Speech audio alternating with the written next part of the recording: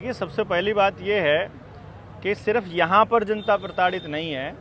पूरे देश में जनता प्रताड़ित है। और ये कोई संयोग से नहीं हुआ है,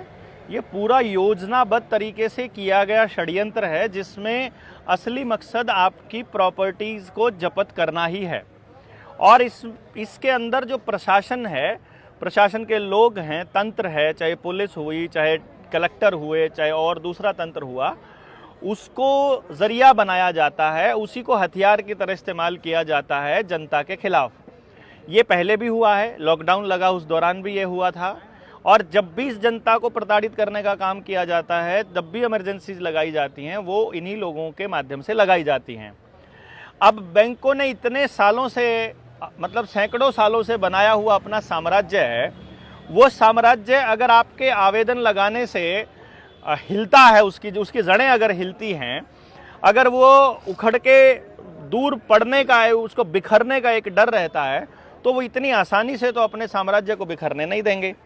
तो इतनी आसानी से तो वो आपको जीतने नहीं देंगे। तो आवेदन लगाना जीतने का निशान नहीं है, आवेदन लगाना तो एक प्रक्रिया है, सिर्फ उस आवेदक को ये बताने की कि देखो असली में जो चोर है वो आप नहीं हो, असली चोर बैंक हैं, असली चोर बैंकिंग व्यवस्था है। उसको बताने के बाद पहले वो व्यक्ति अपने गिल्टी कॉन्शियस से निकला, क्योंकि हमारे समाज में हमारे पुरखों ने हमको ये सिखाया है, हमारे बुजुर्गों ने, कि हमें किसी का कर्जा लेकर मारना नहीं है। तो जब हम उनको दे नहीं पाते हैं पैसा वापस रिटर्न में, जो कि दे ही नहीं पाएंगे,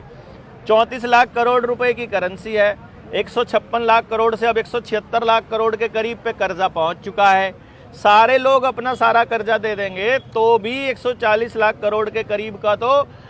जो प्रॉपर्टीज़ है उनका नीलाम होना तय है। यानी 90% प्रॉपर्टीज़ का अगर नीलाम होना तय है, तो इसका मतलब ये हुआ कि आप ये कर्जा दे ना पाओ, ऐसा तयशुदा एक कार्यक्रम है बैंकों का, जिसमें आपको फंसाया गया है। हम सिर्फ जनता को ये बता रहे हैं कि असली चोर आप नहीं हो, आप चुकता नहीं कर पा रहे तो इसमें आपकी कोई गलती नहीं है, ये व्यवस्था ने ही बनाया है ऐसा इंतजाम। आपको करना क्या है कि जो सिद्धांत की लड़ाई है वो लड़नी शुरू करनी है। ये सिद्धांत की लड़ाई है, जब आपको पता चलेगा कि असलियत में आप सच की लड़ाई लड़ रहे हो, तो आप बैंक वालों के, प्रशासन के, पुलिस के, कलेक्टर के, तहसीलदार की आंखों में आंख डाल करके ये पूछ पाओगे कि जो बैंकों ने फ्रॉड किया तुमने उस पर क्या किया। हमने जो एफआईआर दी थी,